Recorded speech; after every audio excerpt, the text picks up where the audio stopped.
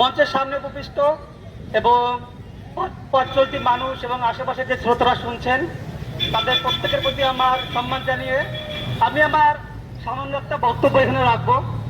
সেটা হচ্ছে গিয়ে পূর্ববর্তী সরকারের অর্থাৎ তৃণমূল কংগ্রেস আমলের শিক্ষা দুর্নীতি বিষয় নিয়ে একটি প্রসঙ্গ। আমরা জানি কিছুদিন আগে 26,000 শিক্ষকের চাকরি গিয়েছে হাই স্কুলের, সেরকমই একটি শিক্ষা দুর্নীতি কলেজে স্যাট নামক SSCT state aided college teacher, এই দুর্নীতির প্রসঙ্গ আপনারা অনেকে জানেন না। এর গভীর শিকড় কোথায় গিয়েছে আপনারা তার যদি কলেজে গিয়ে আপনাদের সন্তানের কাছে খোঁজ নেন তার শিক্ষাটা কলেজে কি পরিমাণে পাচ্ছে, মানে শিক্ষার গুণগত মান কি, সেই বিষয় নিয়ে আমরা সামান্য বিষয় বলবো এখানে। এ নিয়ে আমাদের যখন প্রথম দিকে বিরোধী ছিল বিজেপি, ভারতীয় জনতা পার্টি, তখন এরাও কিন্তু সোচ্চার হয়েছিলেন। এখন ততটা সোচ্চার আমরা দেখি না। আমরা আশা করব তাদের দৃষ্টি আকর্ষণ করব। আমরা এখানে বর্তমান রাজ্য সরকারের কোনো বিরোধিতা করতে আসিনি, বরঞ্চ পূর্বতন রাজ্য সরকারের দুর্নীতি বিষয়ে দৃষ্টি আকর্ষণ করতে এসেছি বর্তমান সরকারের। সেটা হচ্ছে আমাদের রাজ্যে অতীতে ঘটে যাওয়া বিভিন্ন দুর্নীতির মধ্যে একটি হচ্ছে, বিভিন্ন দুর্নীতি হয়েছে, তার মধ্যে একটি উল্লেখযোগ্য হচ্ছে শিক্ষা দুর্নীতি। শিক্ষার বিভিন্ন বিষয়ে দুর্নীতি আছে, তার মধ্যে উল্লেখযোগ্য হচ্ছে শিক্ষার একটি নিয়োগ প্রক্রিয়া।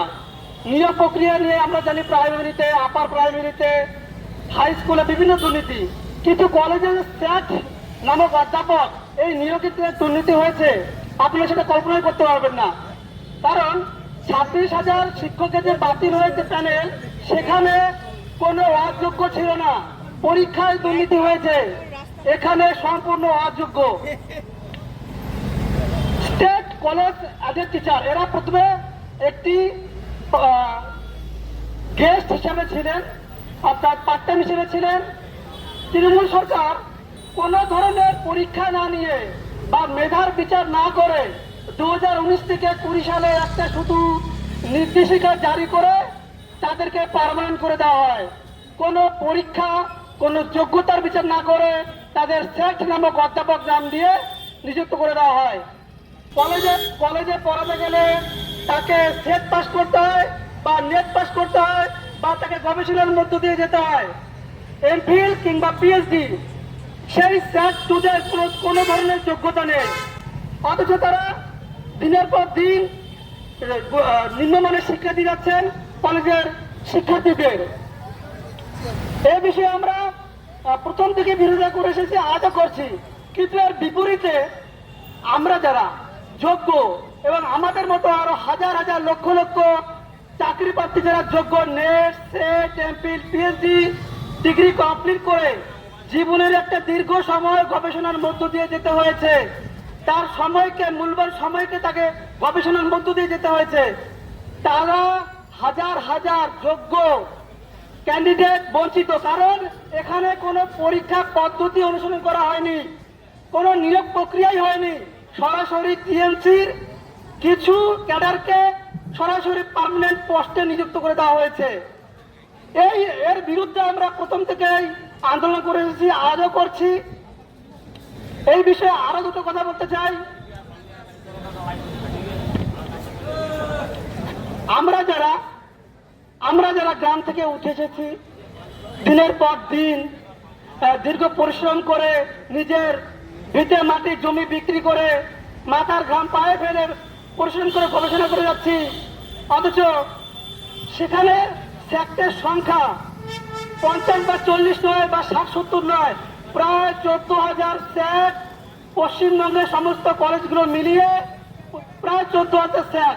আর সেখানে বেশিরভাগ অযোগ্য, অর্থাৎ স্যাট 2, তারা নির্দ্বিধায় চাকরি করে যাচ্ছে, তাদের বিরুদ্ধে কোনো পদক্ষেপ নেওয়া হচ্ছে না। অথচ আমরা যারা গ্রাম থেকে উঠে এসেছি একটা স্বপ্ন নিয়ে যে আমরা অধ্যাপকের চাকরি করব, আমরা অধ্যাপনা করব, কলেজে অধ্যাপক হব, তাদেরকে কোনোভাবে পাত্তা দেওয়া হচ্ছে না, তাদেরকে কোনোভাবে গুরুত্ব দেওয়া হচ্ছে না। আমাদের মাথার উপর কোনো নেতা মন্ত্রীদের হাত নেই, কিন্তু আমরা কি স্বপ্ন দেখতে পারি না? আমাদের কি অধিকার নেই? আমরা কি যোগ্যতা অর্জন করে বসে থাকবো, বঞ্চিত হয়ে থাকবো?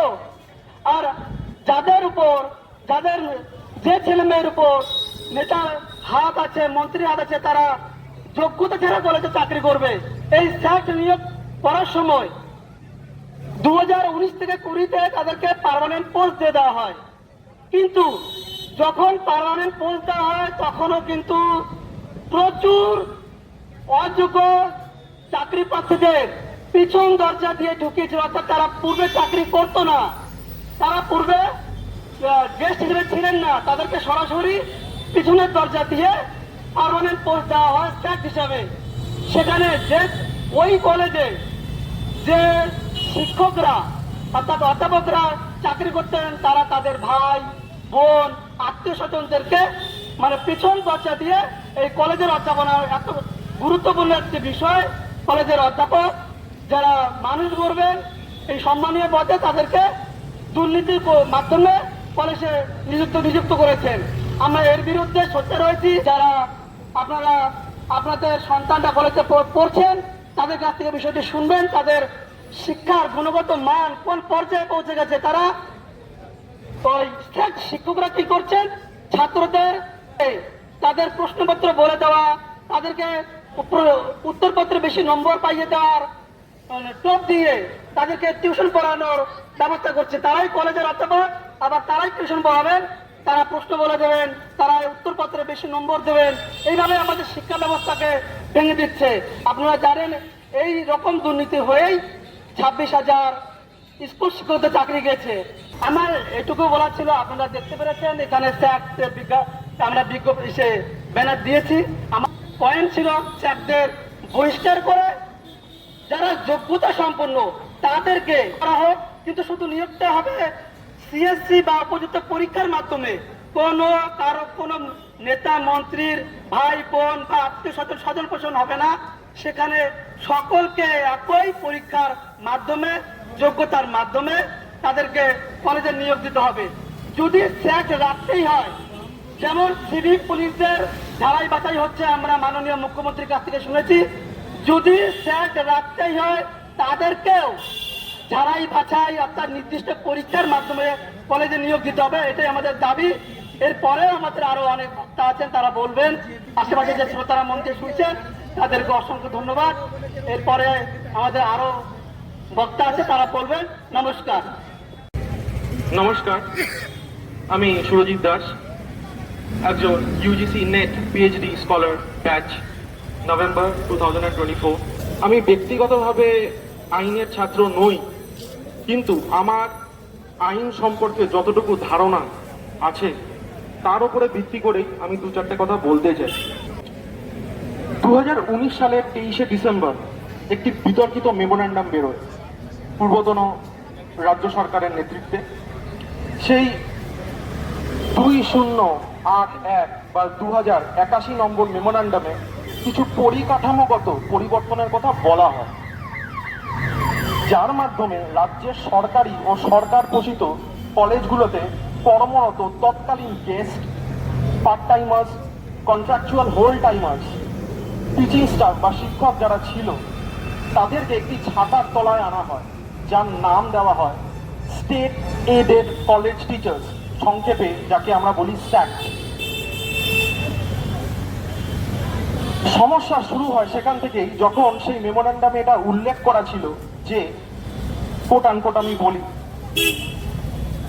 teachers don't having or not having any kind of qualification for being appointed as teachers in colleges as prescribed by the UGC, unquote.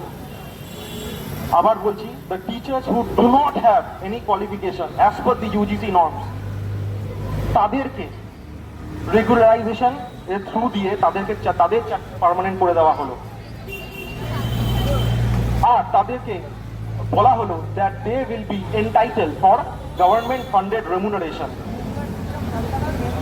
As per the UGC regulation, আমরা জানি যে মিনিমাম এলিজিবিলিটি ক্রাইটেরিয়া একজন assistant professor হতে গেলে তাকে কেন্দ্রীয় net বা রাজ্য স্তরে যে সেট পরীক্ষা হয় তার থ্রু দিয়ে সে এলিজিবল হয় একজন অ্যাসিস্ট্যান্ট প্রফেসর হওয়ার। এক্ষেত্রে বলে রাখি যে একমাত্র এই পরীক্ষা থেকে তারাই এক্সেম্পটেড বা তাদেরই শুধু পরীক্ষা দিতে হয় না, যারা পিএইচডিতে 11ই জুলাই 2009 আগে হয় রেজিস্ট্রেশন করেছেন বা না হয় যারা পাশ করে গেছেন। আমাদের ভারতীয় সংবিধানের আর্টিকেল 16 বলে ইকুয়াল অপরচুনিটি ইন পাবলিক এমপ্লয়মেন্টের কথা। নিয়ম অনুযায়ী সরকার বা উচ্চতম নিয়ামক সংস্থার দ্বারা নির্ধারিত এলিজিবিলিটি ক্রাইটেরিয়াকে লঙ্ঘন করে বা ভায়োলেট করে কাউকে পাবলিক সার্ভিসেসে এমপ্লয়মেন্ট দেওয়া যায় না। আর সেখানে স্থায়ীকরণ তো দূরস্থ। আর যদি সেটা হয়ও, সেটাকে বলা হয় বেআইনি নিয়োগ। অনেকেই আছেন যারা অযোগ্য, কিন্তু তারা রাজনৈতিক পালাবদলের সুযোগ নিয়ে নিজেদের আখের গোছাতে এই বেআইনি ভাবে চাকরিগুলোকে তারা স্থায়ীকরণ যাতে হয়ে যায় তার জন্য তারা অলরেডি সরকারের কাছে কিন্তু আবেদন জানিয়েছে। সংবিধানের আর্টিকেল 39B বলে ফেয়ার ডিস্ট্রিবিউশন অফ রিসোর্সেস, মানে সম্পদের বন্টন বা ন্যায্য বন্টন। এক্ষেত্রে তো সম্পদের ন্যায্য বন্টন হলো না। ভারতীয় সংবিধানের 12 নম্বর অনুচ্ছেদ নিশ্চিত করে যে যদি সরকার, আঞ্চলিক বা জনপ্রতিপক্ষ যদি আপনার সংবিধানের অধিকারকে লঙ্ঘন করে, তাহলে আপনি কিন্তু তার কাছে জবাবদিহি চাইতে পারেন। 42nd অ্যামেন্ডমেন্টে শিক্ষা ব্যবস্থা আসে 7th শিডিউলে কনকারেন্ট লিস্টে বা যুগ্ম তালিকায়, যেখানে রাজ্য এবং কেন্দ্র দুজনে মিলেই শিক্ষা সংক্রান্ত আইন পাশ করতে পারে। কিন্তু সংবিধানের 254 নম্বর অনুচ্ছেদ বা 254 আর্টিকেল আমাদেরকে বলে যে যদি রাজ্যের আইন এবং কেন্দ্রের আইন কোনোভাবে যদি একে অপরের সাথে খাপ না খায়, যদি সংঘর্ষের পথে যায়, তাহলে সেই ক্ষেত্রে কিন্তু সংসদের আইন বা কেন্দ্রের আইন কিন্তু সেক্ষেত্রে প্রাধান্য পায়, যদি না রাষ্ট্রপতি সেক্ষেত্রে হস্তক্ষেপ করেন। আর আমার মনে হয় না রাষ্ট্রপতি, আমাদের মাননীয় রাষ্ট্রপতি কোনোভাবেই অযোগ্য কোনো শিক্ষক নিয়োগকে তিনি বা সাপোর্ট করবেন বলে আমার তো মনে হয় না। যাই হোক, টাইমস অফ ইন্ডিয়াতে একটি খবর প্রকাশিত হয় 10ই ডিসেম্বর 2025 সালে। সেখানে বলা হয় যে কর্ণাটক হাইকোর্টের নির্দেশে সে রাজ্যে প্রায় 6000 ভুয়ো অ্যাসিস্ট্যান্ট প্রফেসরকে চাকরি থেকে একদিনের মাথায় বরখাস্ত করে দেওয়া হয়, কারণ তারা ইউজিসি এলিজিবিলিটি ক্রাইটেরিয়া অনুযায়ী অযোগ্য বলে বিবেচিত হয়েছিল। কাজেই এখন আমরা বুঝতেই পারছি যে এই যে মেমোরান্ডাম, যেটা নিয়ে আমার আগের বক্তা সুখেন দাস কথা বললেন, এই মেমোরান্ডামটা কতটা অসাংবিধানিক ছিল। সংবিধানের 323A অনুচ্ছেদের অন্তর্গত অ্যাডমিনিস্ট্রেটিভ ট্রাইব্যুনাল অ্যাক্ট 1985 অনুযায়ী যে কোনো ব্যক্তি বা প্রার্থীরা কেন্দ্রীয় প্রশাসনিক ট্রাইব্যুনাল বা রাজ্যের সমতুল কোনো সংস্থা, আমাদের পশ্চিমবঙ্গের ক্ষেত্রে WBAT, ওয়েস্ট বেঙ্গল অ্যাডমিনিস্ট্রেটিভ ট্রাইব্যুনালের কাছে সরাসরি এই বেআইনি নিয়োগ বিজ্ঞপ্তি বা ত্রুটিপূর্ণ নিয়োগ প্রক্রিয়াকে কিন্তু সে সরাসরি চ্যালেঞ্জ করতে পারে।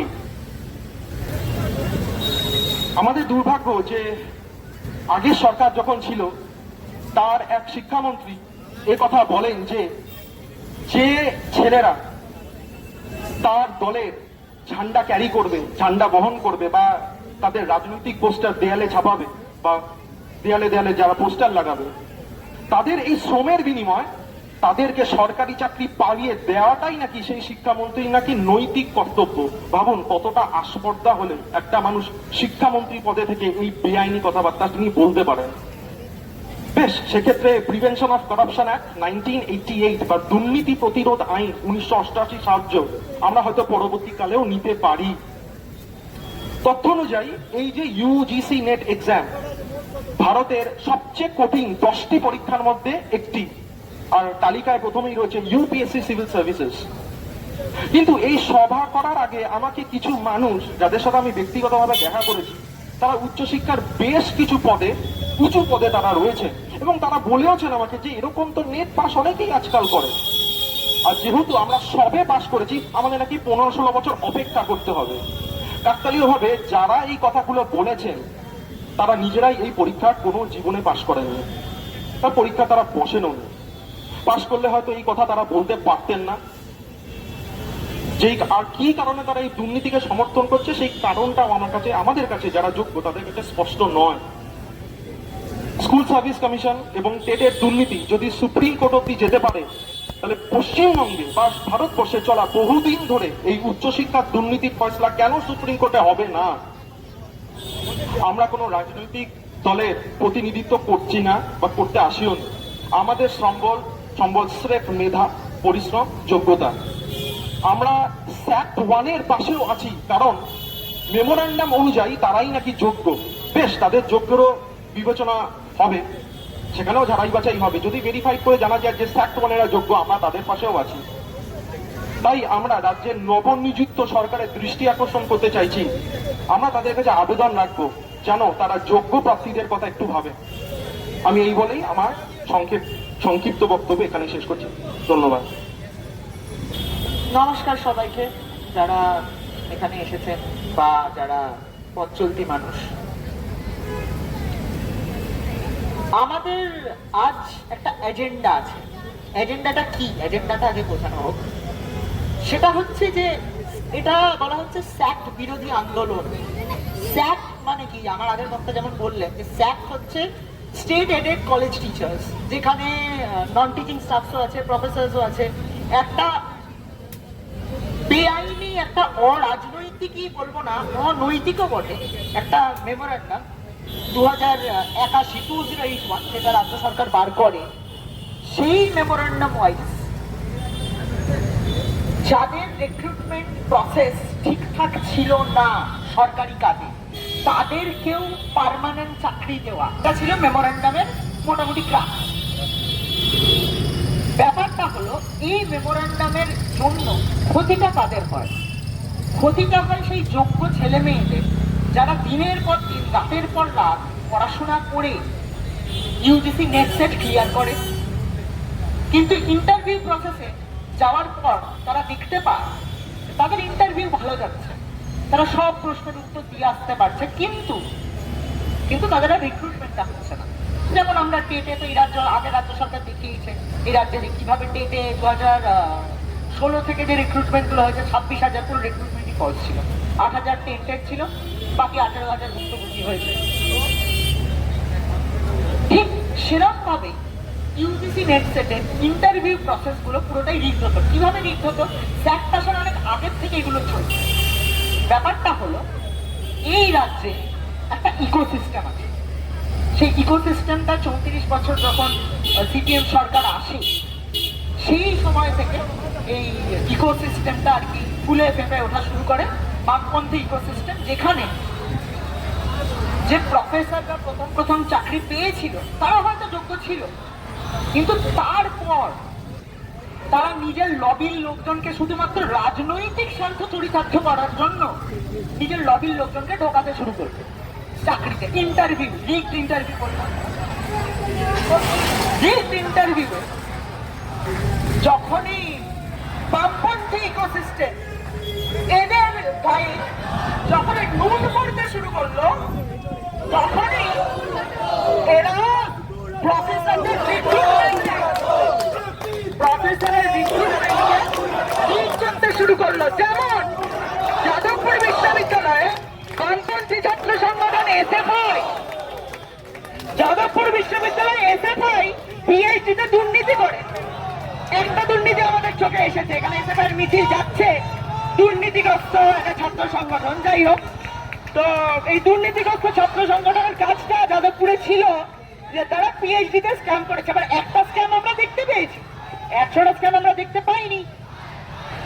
এই যে ইকোসিস্টেমের কথা বললাম, যাদের একটু ইকোসিস্টেমে নুন পড়লেই এরা সেই মাগুর মাছের মতো তিড়িং বিড়িং করে লাফাতে শুরু করে, তো সেই ইকোসিস্টেম পিএইচডি তে যেমন স্ক্যাম করে, এসএফআই ছাত্র সংগঠন রিসার্চ স্কলারের স্ক্যামগুলো তারা করে, এবং তাদের যে শিক্ষক সংগঠন আছে, যারা বামপন্থী শিক্ষক আছে, তারা কি করে? তারা প্রফেসরদের ব্যাপারটাই স্ক্যাম করে। যেমন এই স্যাক্ট। স্যাক্টে কি হচ্ছে? আপনি 2000 যে নিয়মটা আছে, যেটা আইনি নিয়ম, সেটা হলো 2009-এর আগে আপনার যদি পিএইচডি থাকে, তাহলে আপনি ডিরেক্ট ইন্টারভিউ প্রসেসে বসে প্রফেসরি করতে পারেন। কিন্তু আপনার যদি পিএইচডি 2009-এর পর কমপ্লিট হয়, তাহলে আপনাকে ইউজিসি নেট সেট ক্লিয়ার করেই ইন্টারভিউ বসা আপনার জন্য আর কি, সেটাই আইন, সেটাই নিয়ম। ইউজিসি নেট সেট ক্লিয়ার করাটা বাধ্যবাধকতা। কিন্তু 2009-এর পর এরকম বহু রিক্রুটমেন্ট হয়েছে যেখানে বামপন্থী দুর্নীতিগ্রস্ত বামপন্থীরা, বামপন্থী মানে একটা দুর্নীতিগ্রস্ত, ওটা একটা আইডিওলজিটাই দুর্নীতিগ্রস্ত, যাই হোক, তো সেই যারা মনোভাবাপন্ন তারা কি করতো, কেউ 2009 পর পিএইচডি শেষ করলো কিন্তু তার ইউজিসি নেট সেট নেই, তাকেও ইন্টারভিউয়ে চাকরিটা পাইয়ে দিল লবিং করার জন্য, সেটা হতো।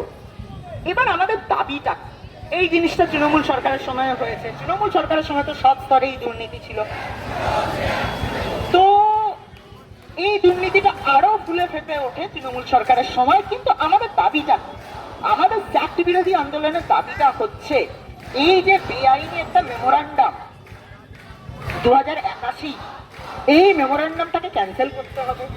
যারা স্যাক্টের প্রফেসর, বামপন্থী তৃণমূলী, যারা আর কি লয়ালিস্ট, যারা ছাত্রদেরকে রাজনৈতিক আইডিওলজি থেকে মার্কস দেয়, তাদেরকে ছাঁটাই করতে হবে এবং যারা যোগ্য ছাত্রছাত্রী তাদেরকে এই চাকরিটা দিতে হবে যারা ইউজিসি নেট সেট ক্লিয়ার করে এসেছে।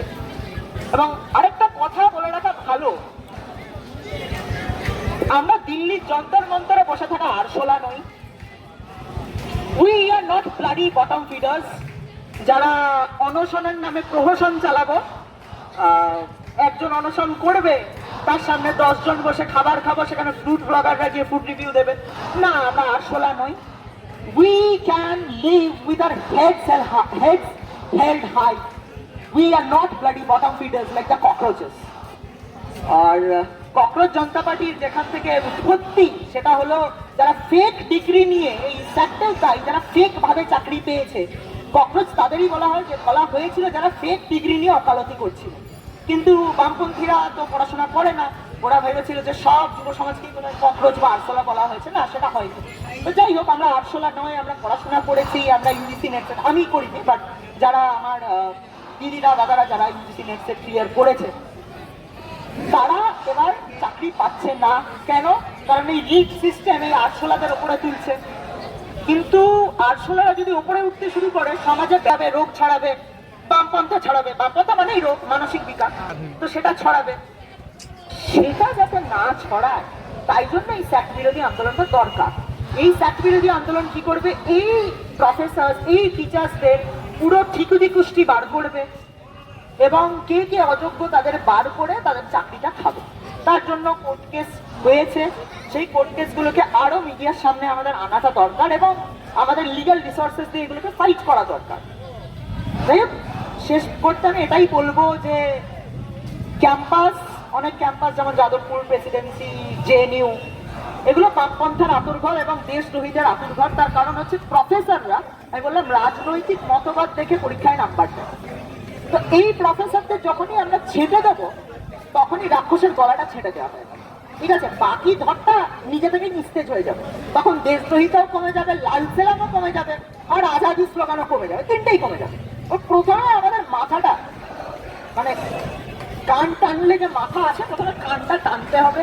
এই স্যাক্ট বিরোধী, মানে এই যে স্যাক্টে দিয়ে যারা প্রফেসররা পেয়েছে, যারা অযোগ্য প্রফেসর লবিবাজি করে চাকরি পেয়েছে, তাদের সরাতে হবে এবং যোগ্য যারা ছাত্রছাত্রী তাদেরকে কিন্তু এই চাকরিটা দিতে হবে ইন্টারভিউ, স্বচ্ছ ইন্টারভিউয়ের মাধ্যমে। এইভাবেই কিন্তু ক্যাম্পাসে ক্যাম্পাসে সুশিক্ষা এবং জাতীয়তাবাদ ছড়িয়ে ফেলবে। বন্দে ভারত মাতরম। আমি নিজেও একজন বঞ্চিত। বিগত 34 বছর এবং তারপরে 15 বছর ধরে আমাদের রাজ্যের তথা দেশের জাতীয় শিক্ষাটাকে ধাপে ধাপে ভেঙে দেওয়া হয়েছে। ঠিক আমাদের ছাত্রনেতা সোমসূর্য যেভাবে বলল, বামপন্থী মানে দুর্নীতির আতঙ্কঘর। আমাদের শিক্ষা ব্যবস্থাকে ধাপে ধাপে ভেঙে দেওয়ার কারণ বাঙালিকে উঠতে না দেওয়া, বাংলাকে বিশ্ব দরবারে প্রকাশিত হতে না দেওয়া। পরীক্ষা পাশ করবার পরে, ইউজিসি নেট পাশ করবার পরে সেলসম্যানের মতো নিজের সিভি নিয়ে কলেজে কলেজে ঘুরে বেড়াতে হয়েছে আমাদের, আর আমাদের শুনতে হচ্ছে পরীক্ষা পাশ করেছো? হ্যাঁ করেছো, তাতে কি আছে, কতজনই তো পাশ করে। যারা এই কথাটা বলেছে, যারা এখনো বলে, তারা উচ্চ পদে বসে আছে বিভিন্ন কলেজ এবং ইউনিভার্সিটিতে। তাদের উদ্দেশ্যে একটা কথা বলতে চাই, তাদের ছেলেমেয়েরাও তো বড় হচ্ছে, তারাও তো কলেজে এবং বিশ্ববিদ্যালয়ে ভর্তি হবে। ইউপিএসসি তো বছরে দুবার করে হয়, প্রত্যেকবারই কয়েকজন করে পাশ করে। কই তাদের তো কেউ বলতে আসে না যে ও ইউপিএসসি পাশ করেছো? হ্যাঁ, প্রত্যেক বছরই তো অনেকজনে পাশ করে, তাতে কি হয়েছে? তাহলে আমাদের কেন এই কথাটা শুনতে হয়? UGC net national competitive exam পরীক্ষাটি কোনোদিনই সহজ নয়। আমরা দিনের পর দিন বছরের পর বছর পরিশ্রম করে পাস করার পরেও আমাদের কেন শুনতে হয় সবে পাস করেছো, দাঁড়াও 15 বছর 18 বছর 20 বছর দাঁড়াও, কি আছে? কেন আমাদের এগুলো শুনতে হয়? আমাদের খাটনিটা কি ফেল না? বছর বছর আমাদের পরিশ্রমটা কি ফেল না? আমরা খেটে খুঁটে পরীক্ষা পাস করব বছর বছর, আর আরেক দল পরীক্ষা পাস না করে, যোগ্যতার বিচার না করে শুধুমাত্র পলিটিক্যাল ব্যাকিং এর জন্য চাকরি পেয়ে যাবে। এই দুর্নীতি আর কতদিন চলবে?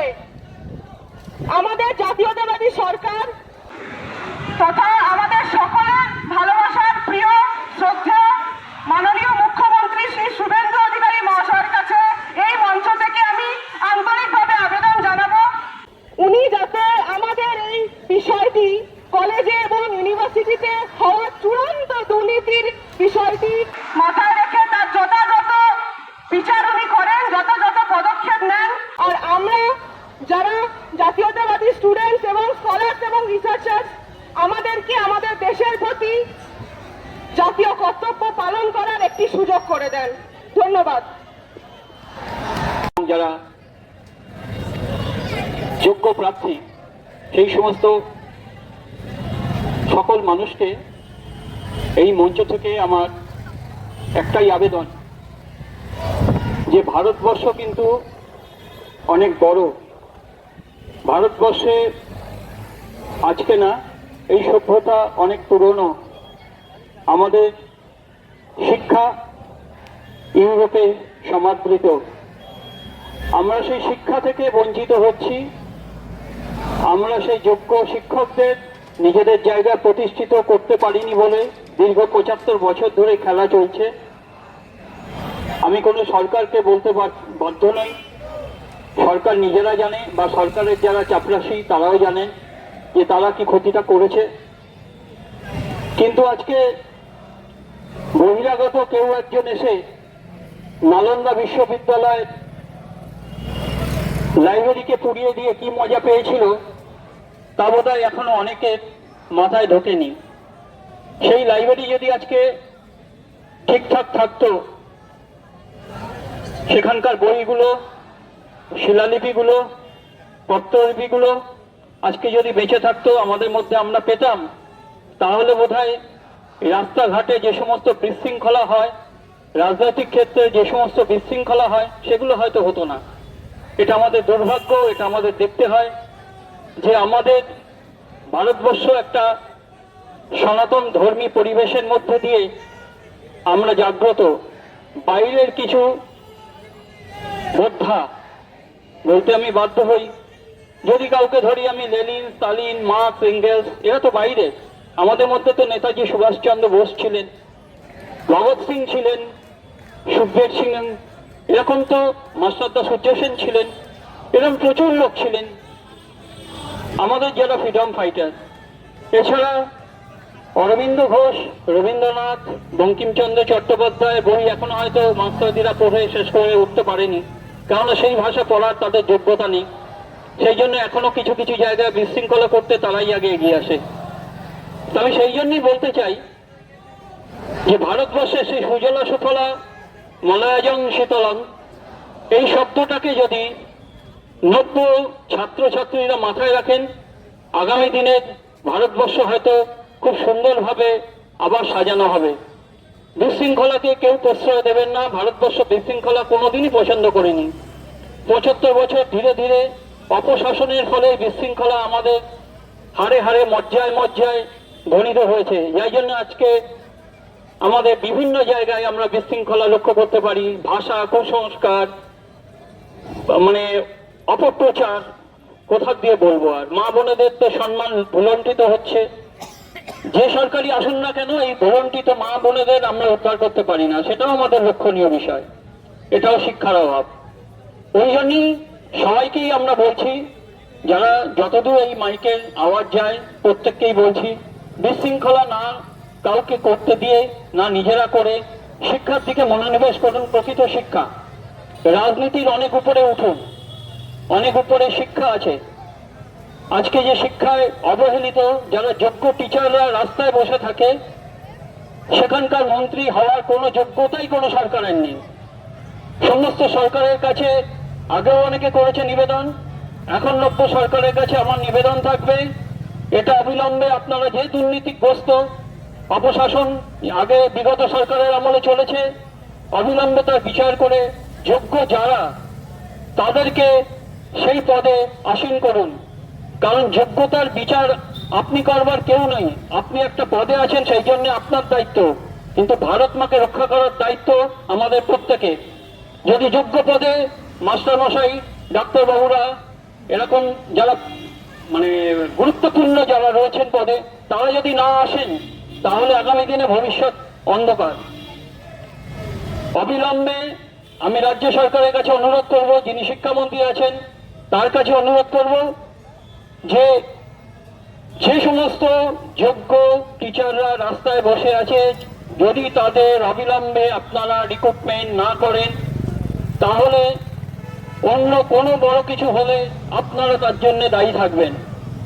কেননা আপনাদের অবহেলিত এরা অবহেলিত হচ্ছে।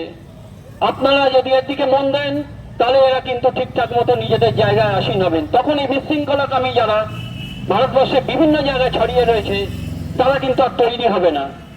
যদি যোগ্য শিক্ষকদের আপনারা তাদের পদে না নিয়ে আসেন তাহলে জানতে হবে এই বিশৃঙ্খলাটাকে প্রশ্রয় দেওয়া আপনারাই দিচ্ছেন পেছন থেকে। আমি তাই আশা করব এই সরকার কাছে যে যোগ্য টিচার যারা, যোগ্য মাস্টারমশাই যারা হতে পারতেন তাদেরকে অবিলম্বে তাদের জায়গায় ফিরিয়ে দিন। আর পুরনো যারা রয়েছেন ঝাড়াই বাছাই করুন, শুদ্ধিকরণ করুন, যা পারবেন করবেন, কিন্তু যোগ্য যারা টিচার তাদেরকে অবশ্যই এই জায়গাটায় বসান। এটা আমার অনুরোধ, এটা আপনাদের কাছে আমার বিনীত নিবেদন। এই বলে আমার সামান্য বক্তব্য আমি শেষ করলাম। নমস্কার, জয় হিন্দ। আচ্ছা, তো আমার আগে অনেকেই কথা বললো, কথা রাখলো, এবং হচ্ছে হলো গিয়ে লিগাল পার্টিকুলারিটি হলো গিয়ে বাকি ডিটেলস সবকিছু বল। এবারে ব্যাপার হচ্ছে গিয়ে আমি একটা সহজ ভাবে বলি, যেটা হচ্ছে আমার আন্ডারস্ট্যান্ডিং ইস্যুটার উপরে। সেটা হচ্ছে গিয়ে আমাদের যদি আমরা দেখি পুরো শিক্ষার মধ্যে আর কি, এটা আজকের অসুবিধা না, এটা প্রচুর আপনারা হয়তো দেখেছেন প্রচুর জনকে বলতে যে সরকার জারি হোক না হোক সিস্টেম সবসময় আমাদের থাকছে একদমই ফুল কনফিডেন্স, এবং এটা হয়েও এসছে যে সিস্টেম কিছু এক টাইপের আইডিওলজিক্যাল লোকজনদের দ্বারাই কন্ট্রোল হয়েছে, নো ম্যাটার সরকার কার এসছে কার গেছে ইত্যাদি। আমি এটা কেন বলছি, কারণ হচ্ছে যদি আপনি দেখেন এখানে এই দুর্নীতি মানে নিয়োগ মানে কলেজ টিচার, এর কিছুদিন আগে আমরা দেখলাম যে স্কুল টিচারের নিয়োগে দুর্নীতি, তাছাড়াও আমি যে কলেজে পড়ি যাদবপুর, সেখানে পিএইচডি দুর্নীতিও হয়েছে। এই দুর্নীতি যতক্ষণ আমরা দেখি এগুলোতে সিমটম অফ দ্য ডিজিজ, ঠিক আছে, তো কয়েকটা দেখা যায়, বেশিরভাগ দেখা যায় না, ধামা ধামা পড়ে যায়। কিন্তু হচ্ছে যদি আপনাকে এটা ধরে নিতে হবে, একবার ধরা পড়ছে তার মানে অন্তত পক্ষে তার থেকে অনেক বেশি বার এই জিনিসটা হয়ে গেছে, একবার স্লিপ হয়েছে বলে ধরা পড়েছে বা প্রকাশ্যে এসছে জিনিসটা। এই জিনিসটা শুধুমাত্র মানে কি বলে পশ্চিমবঙ্গে না, পুরো দেশের মধ্যে বিভিন্ন জায়গাতে আমরা দেখেছি। এটাতে যেটা আগে হতো আর কি, যখন আর কি আমরা দেশ স্বাধীনতা হয়েছে তখন থেকে কিছু আর কি এক টাইপের আইডিওলজির লোকজনরা নিজেরা বসতো এরকম টাইপের নেতৃত্ব বা এরকম মন্ত্রিত্বে, তারপরে ওরা যেটা করতো আর কি, ওরা হচ্ছে ওটাকে নিজের ইচ্ছে মতো টিচার নিয়োগ করতো। আর টিচার নিয়োগ বা যে কোনো টাইপের সরকারি জায়গাতে নিয়োগ হওয়া উচিত মেরিটের বেসিসে বা মেধার বেসিসে, যোগ্যতার বেসিসে। কিন্তু আলটিমেটলি যেটা হতো আর কি, এটা চেঞ্জ হয়ে গিয়ে থাকতো যে তোমার কানেকশন আর কতটা হচ্ছে তোমার কাছে রেকমেন্ডেশন পেতে পারছো কানেকশন থেকে, রেফারেন্সে তার রেকমেন্ডেশনে এই জিনিসটা পুরোটা চেঞ্জ হয়ে গিয়ে থাকে, রাদার দ্যান হচ্ছে কতটা মেরিট আছে বা ইত্যাদি আছে। তো এই যে পুরো জিনিস ভাই, পুরো ইকোসিস্টেম যেটা হয়ে রয়েছে, যে কোনো ছাত্র একজন ঢুকবে, তাকে আমি বলবো যে আমার সংগঠন বা আমার হচ্ছে রাজনৈতিক দলের হয়তো প্রচার কর ইত্যাদি কর, নিজের পড়াশোনা ছেড়ে, তার বিনিময়ে আমি কি দেবো? তার বিনিময় হচ্ছে মেবি আমি তোকে এরকম বেআইনি ভাবে চাকরি করে দিতে পারবো।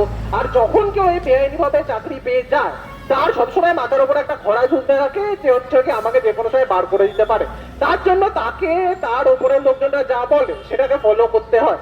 এই যে পুরো জিনিসটা, কেউ একজন স্টুডেন্ট ঢুকলো, ঠিক আছে, তো তাকে দিয়ে তুমি নিজের রাজনৈতিক কাজ কারবার করাচ্ছে, তার বিনিময়ে তোমার যারা টিচার আছে তাদেরকে দিয়ে ওদেরকে বেশি নম্বর দেওয়া পরীক্ষাতে। তারপরে ওরা যখন কোনো টাইপের কম্পিটিটিভ এক্সামে বসছে, তোমার মন্ত্রিত্বের লোক আছে বা বিউরোক্র্যাট আছে যাদের থ্রু ওদেরকে ইন্টারভিউ নিয়ে বা কোনো একটা সাইড ওয়েতে ঢুকিয়ে দাও।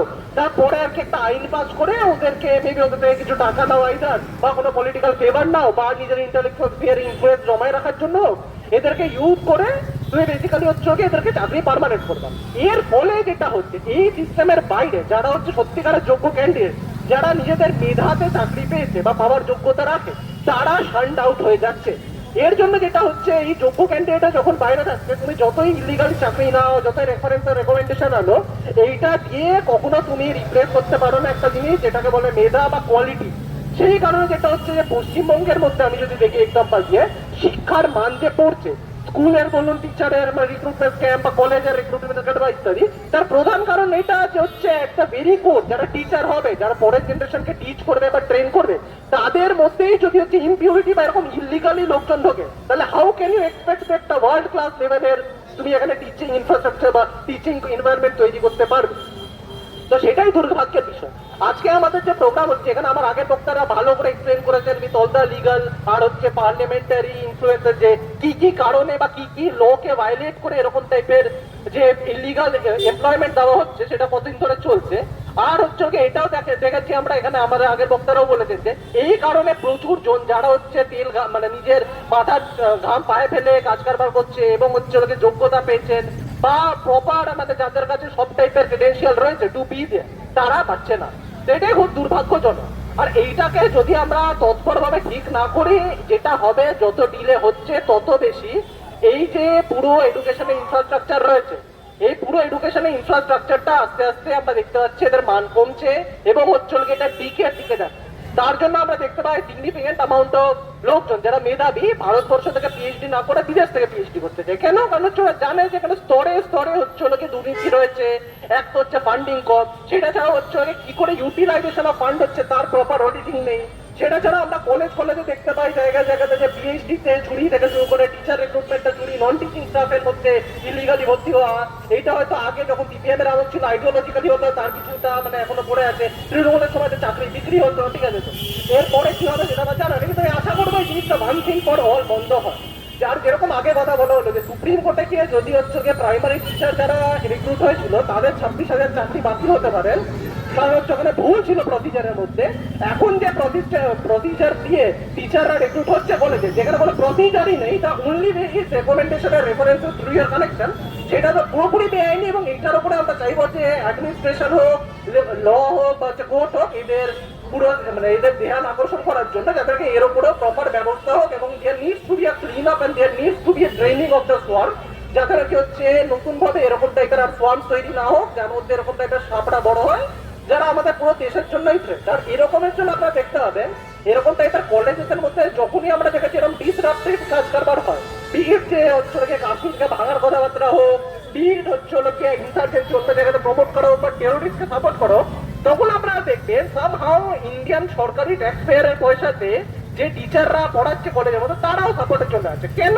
কারণ হচ্ছে ওদেরকে এই পুরো ইকোসিস্টেম যেটাতে ওরা ভারতীয় ট্যাক্স পেয়ারের পয়সাকে ইলিগালি চুষছে, সেটাকে সাপোর্ট দিতে হয়, মেনটেন করতে হবে, সেই কারণে করে। তো এই বলে বক্তব্য শেষ করবো যে এই জিনিসটাকে যতটা হালকা ভাবে পাবলিক নিচ্ছে, ততটা হালকা নয়, জিনিসটা প্রচন্ড বেশি ডিপ রুটেড এবং প্রত্যেক লেভেলে ছড়িয়ে পড়েছে। এইটাকে আমরা যতদিন ধরে এটাকে ডিলে করবো আর কি ক্লিয়ার করা যায়, তত বেশি থ্রেট পারসেপশন বাড়ছে। এবং এটাকে যদি আমরা কন্ট্রোল না করি, আমাদের এডুকেশন সিস্টেম যেটা অলরেডি পকারপাড়ে যাচ্ছে, এটা ডুবে যাবে।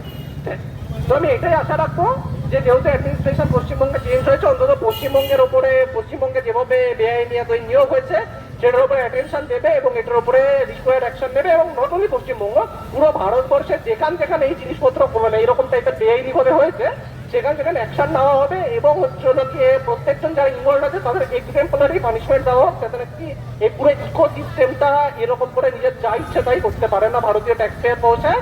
আর এরকম করে মেধাবী ছাত্রছাত্রীদের ভবিষ্যৎ বা যারা ডিজার্ভিং ক্যান্ডিডেট তাদেরকে ছুঁড়ে ফেলে দেওয়া যায় না। তো এটাই বলবো। Thank you. আমি নিজেও একজন বঞ্চিত। বিগত 34 বছর এবং তারপরে 15 বছর ধরে আমাদের রাজ্যের তথা দেশের জাতীয় শিক্ষাটাকে ধাপে ধাপে ভেঙে দেওয়া হয়েছে।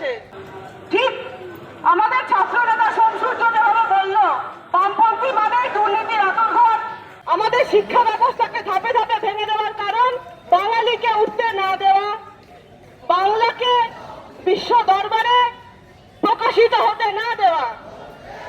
পরীক্ষা পাশ করবার পরে, ইউজিসি নেট পাশ করবার পরে সেলসম্যানের মতো নিজের সিভি নিয়ে কলেজে কলেজে ঘুরে বেড়াতে হয়েছে আমাদের, আর আমাদের শুনতে হচ্ছে পরীক্ষা পাশ করেছো? হ্যাঁ করেছো, তাতে কি আছে, কতজনেই তো পাশ করে। যারা এই কথাটা বলেছে, যারা এখনো বলে, তারা উচ্চ পদে বসে আছে বিভিন্ন কলেজ এবং ইউনিভার্সিটিতে। তাদের উদ্দেশ্যে একটা কথা বলতে চাই, তাদের ছেলেমেয়েরাও তো বড় হচ্ছে, তারাও তো কলেজে এবং বিশ্ববিদ্যালয়ে ভর্তি হবে। যারা ইউপিএসসি দেয়, ইউপিএসসি তো বছরে 2 বার করে হয়, প্রত্যেকবারই কয়েকজন করে পাশ করে। কই তাদের তো কেউ বলতে আসে না যে ও ইউপিএসসি পাশ করেছো? হ্যাঁ প্রত্যেক বছরই তো অনেকজনে পাশ করে, তাতে কি হয়েছে? তাহলে আমাদের কেন এই কথাটা শুনতে হয়? UGC net national competitive exam, পরীক্ষাটি কোনোদিনই সহজ নয়। আমরা দিনের পর দিন, বছরের পর বছর পরিশ্রম করে পাশ করার পরেও আমাদের কেন শুনতে হয় সবে পাশ করেছো? দাঁড়াও, 15 বছর, 18 বছর, 20 বছর দাঁড়াও, কি আছে? কেন আমাদের এগুলো শুনতে হয়? আমাদের খাটনিটা কি ফেলনা? বছর বছর আমাদের পরিশ্রমটা কি ফেলনা? আমরা খেটে খুঁটে পরীক্ষা পাশ করব বছর বছর, আর আরেক দল পরীক্ষা পাশ না করে, যোগ্যতার বিচার না করে, শুধুমাত্র পলিটিক্যাল ব্যাকিং এর জন্য চাকরি পেয়ে যাবে। এই দুর্নীতি আর কতদিন চলবে? আমাদের জাতীয়তাবাদী সরকার তথা আমাদের সকলের ভালোবাসার প্রিয় শ্রদ্ধেয় মাননীয় মুখ্যমন্ত্রী শ্রী শুভেন্দু অধিকারী মহাশয়ের কাছে এই মঞ্চ থেকে আমি আন্তরিকভাবে আবেদন জানাবো, উনি যাতে আমাদের এই বিষয়টি কলেজে এবং ইউনিভার্সিটিতে হওয়া চূড়ান্ত দুর্নীতির বিষয়টি মাথায় রেখে তার যথাযথ বিচার উনি করেন, যথাযথ পদক্ষেপ নেন। আর আমরা যারা জাতীয়তাবাদী স্টুডেন্টস এবং স্কলার্স এবং রিসার্চার্স, আমাদেরকে আমাদের দেশের প্রতি জাতীয় কর্তব্য পালন করার একটি সুযোগ করে দেন। ধন্যবাদ।